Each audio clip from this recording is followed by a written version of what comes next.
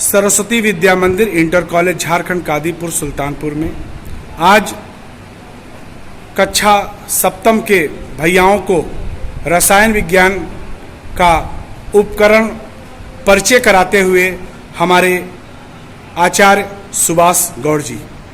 देखो बेटा, ये ऑपरेटर्स जो है इसका नाम टेस्ट ट्यूब है। पर्टिकुलरली किसी भी एलिमेंट का परिचय करने के लिए हम टेस्ट ट्यूब का प्रयोग करते हैं।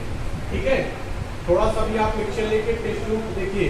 टेस्ट ट्यूब शीशे की इसलिए ली जाती है क्योंकि जब इसको हम गर्म करते हैं तो या इसकी क्षमता जो होती है वो अधिक होती है और पारदर्शिता होने के कारण स्पष्ट रूप से दिखाई देता रहता है। इसके बाद इसको जो टेस्ट ट्यूब है, टेस्ट ट्यूब को रखने के लिए हम टेस्ट ट्यूब स्टैंड का प्रयोग करते हैं। ये जिसमें रखा जाता है इसको हम टेस्ट ट्यूब स्टैंड कहते हैं। और अगर किसी पदार्थ को उबालना है, कोई अगर मिक्सचर मिल जाए तो अगर उसको हमको उबालना है तो उसके लिए हम क्या करते हैं, बॉयलिंग ट्यूब का प्रयोग करते हैं। बॉयलिंग ट्यूब किसी भी पदार्थ को उबालने के लिए प्रयोग में लाया जाता है।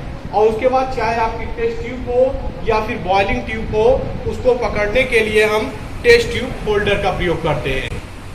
बॉयलिंग ट्यूब या टेस्ट ट्यूब को पकड़ने के लिए हम क्या करते हैं, टेस्ट ट्यूब होल्डर का प्रयोग करते हैं। ये टेस्ट ट्यूब होल्डर जो होता है ये हमारे जो टेस्ट ट्यूब होते हैं या फिर बॉयलिंग ट्यूब होता है उनको पकड़ते हैं। इसके बाद जो है हम स्प्रिट लैंप की सहायता से, ये स्प्रिट लैंप होता है, स्प्रिट लैंप की सहायता से किसी भी, चाहे टेस्ट ट्यूब हो या फिर बॉयलिंग ट्यूब हो या कोई मिक्सचर हो, पोर्सलिन डिश हो, सभी चीजों को हम जो है स्प्रिट लैंप की सहायता से गर्म करते हैं। कहीं कहीं जो है बर्नर का भी प्रयोग किया गया है, बर्नर भी लैब में आपके लगे हुए हैं तो उनका भी प्रयोग किया जाता है। इसके बाद फिर एक चीज ये देखा गया, जैसे जब आप प्रयोग कर लेते हैं तो ये टेस्ट ट्यूब ब्रश जो है, टेस्ट ट्यूब ब्रश की सहायता से हम क्या करते हैं, टेस्ट ट्यूब की सफाई करते हैं। टेस्ट ट्यूब की सफाई करना हुआ या फिर जो है बॉयलिंग ट्यूब की सफाई करना हुआ तो हम इसी के माध्यम से करते हैं। इसका नाम है टेस्ट ट्यूब ब्रश। इसके बाद फिर आपका अगला ऑपरेटस है, जैसे अगर मान लीजिए कोई पदार्थ है जिसको आपको गर्म करना है और वहां पे टेम्परेचर कम देना है तो हम वायर गेज का प्रयोग करते हैं। जैसे कि हमारा स्टैंड हो गया, क्ले पाइप स्टैंड हो गया, हम क्या करते हैं, क्ले पाइप स्टैंड पे वायर गेज का प्रयोग कर देते हैं। इसके बाद ये आपकी है पोर्सलिन डिश। ये जो पोर्सलिन डिश है इसमें हम किसी पदार्थ को रख के जो है ऐसे उबालते हैं। इसके बाद यहाँ पे हम क्या करते हैं, स्प्रिट लैंप की सहायता से, ठीक है, स्प्रिट लैंप की सहायता से इसको हम गर्म करते हैं। बर्नर का भी प्रयोग करके आप जो है गर्म कर सकते हैं। जैसे अगर आपको सोडियम निष्कर्ष बनाना है, सोडियम निष्कर्ष बनाने के लिए सिंपल में ये देखा जाता है कि आप क्या करते हैं, सोडियम का टुकड़ा लेते हैं, उसके बाद आप ट्यूब लेते हैं, उसके बाद उसमें आप क्या करते हैं, थोड़ा सा सोडियम का टुकड़ा डालते हैं, उसके बाद फिर उसमें मिक्सचर डाल देते हैं। उसके बाद आप क्या करते हैं, टंग की सहायता से उसको पकड़ते हैं। उसके बाद धीरे धीरे स्प्रिट लैंप पर जैसे 1 टाइम 2 टाइम ऐसे धीरे धीरे करके जो उसको रेड हार्ट करते हैं। जब वो रेड हार्ट हो जाता है पूरी तरीके से, रेड हार्ट होने के बाद, रेड हार्ट होने के उपरांत जो है स्प्रिट लैंप की सहायता से उसको रेड हार्ट करते हैं। रेड हार्ट होने के बाद हम क्या करते हैं, उसको पोर्सलिन डिश में 1 से 2 या 3 ml जल लेके तोड़ देते हैं। ठीक है, तो इसके बाद उसको हम फिल्ट्रेट करते हैं। फिल्ट्रेट करने के लिए जैसे आपका कीप का प्रयोग किया जाता है। जो कीप होता है इसमें कीप आपको फिल्टर पेपर लगा होता है। फिल्टर पेपर जो है कागज का होता है। ठीक है, इसमें क्या करते हैं, उसको जो आपका अन्य पदार्थ उसमें उपस्थित होते हैं उनको अलग करने के लिए हम क्या करते हैं, फिल्टर पेपर का प्रयोग करते हैं। इसके बाद जो हमें नीचे जल की प्राप्ति होती है उसको हम सोडियम निष्कर्ष कहते हैं। इसके बाद फिर जैसे ये जो होता है ये आपका बीकर है। अगला उपकरण जो है उसका परिचय हम कराते हैं। तो ये बीकर है, बीकर की सहायता से हम जैसे किसी पदार्थ को या जल को या अन्य किसी पदार्थ को जो है आसानी से टेस्ट ट्यूब में डाल सकते हैं। क्यों? क्योंकि ये जो इसकी माउथ होता है ये चोंच के आकार का होता है, बीक के आकार का। इसलिए ये होता है ताकि जो है हम जैसे किसी पदार्थ को ऐसे मान लीजिए एसी को गिरा रहे हैं, टेस्ट ट्यूब में डाल रहे हैं तो ये जो है कहीं बाहर ना फैले। ठीक है, इसके कारण इसका माउथ जो होता है बीक के आकार का होता है।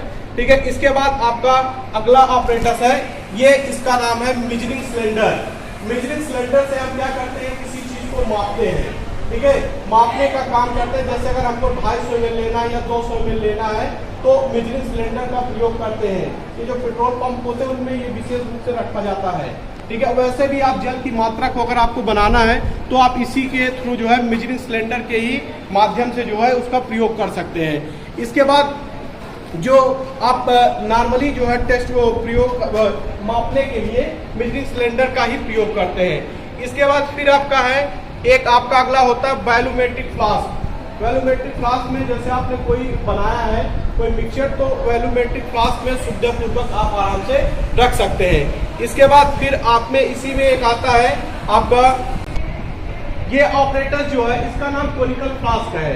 तो कोनिकल फ्लास्क में जो आपका अनुमापन का प्रयोग करते हैं उनमें ये विशेष रूप से प्रयोग किया जाता है। जैसे किसी पदार्थ को मिलाने के लिए, सेक करने के लिए, क्योंकि इसका माउस ऊपर पतला होता है तो जो आपको सेक करने में जो है सुविधा होती है, तो वहां से आप वैल्यूमेट्रिक फ्लास्क का प्रयोग कर सकते हैं। और इसके बाद ये आपका ऑपरेटस है, ये पीपेट होता है, इसका नाम है पीपेट, ठीक है, पीपेट होता है। और इसमें जो होते हैं जैसे सरफेस केमिस्ट्री के प्रयोग के लिए अत्यधिक प्रयोग किया जाता है, ठीक है।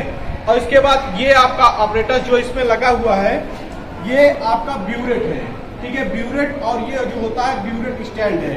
ब्यूरेट स्टैंड की सहायता से जो है हम ब्यूरेट को इसमें लगाते हैं। इसके बाद जो है अनुमापन का प्रैक्टिकल करते हैं। इसके बाद ये जो है आपका कीप ऑपरेटर्स, इस उपकरण का नाम है कीप ऑपरेटर्स। और इसकी सहायता से हम क्या करते हैं, H2S गैस का निर्माण करते हैं। उसके निर्माण के लिए सिंपल सा जो प्रोसेस होता है, आप आयरन का टुकड़ा लेते हैं, इसके बाद इसमें H2SO को जो है मिला देते हैं, मिला के रख देते हैं तो ये क्रिया होने लगती है। इसके बाद फिर इसमें जो देखा गया कहीं कभी कभी क्रिया थोड़ा सा स्लो होती है तो हम इसको धूप में भी रख देते हैं। धूप में रखने के बाद जो है इसमें H2S गैस का निर्माण हो जाता है, ठीक है। और जो है इसमें लगे हुए जो ऑपरेटर्स होते हैं या फिर जो इसके अन्य पार्ट है तो उसकी सहायता से हम जो है द्वितीय और चतुर्थ समूह के तत्वों का प्रयोग करते हैं। प्रयोग करते भैया, इसी में आइए इसी कड़ी में मैं एक भैया के पास चलता हूँ और पूछता हूँ कि आज आप प्रयोगशाला में आए हैं, आपका क्या नाम है? चंदन त्रिपाठी। अच्छा, आज आप प्रयोगशाला में आए हैं रसायन विज्ञान के, आपको कैसा लग रहा है? अरे बहुत अच्छा लग रहा है। क्या सीखा आपने? यहाँ पे सभी ये पदार्थ के जैसे नेम और सब यही सब सीखे। सभी भैया ने प्रयोग करते हुए, आइए आचार्य जी से जानते हैं। आचार्य जी, अभी कितने प्रयोग आप ऐसे कराने के? देखिए, अभी बच्चों को जो है परिचय करवाया गया। परिचय करवाने के बाद इनको बाकी प्रयोगों के विषय में जो है करवाया जाएगा। इससे एसिड बेस का टेस्ट जो है या फिर जो है ये नाइट्रोजन का टेस्ट, हाइड्रोजन का टेस्ट, सल्फर का, इन सभी या KMnO4 से जो माध्यम से लोग टेस्ट करते हैं अनुमापन का, इन सभी टेस्टों के विषय में भैयाओं को सबको परिचय करवाया जाएगा।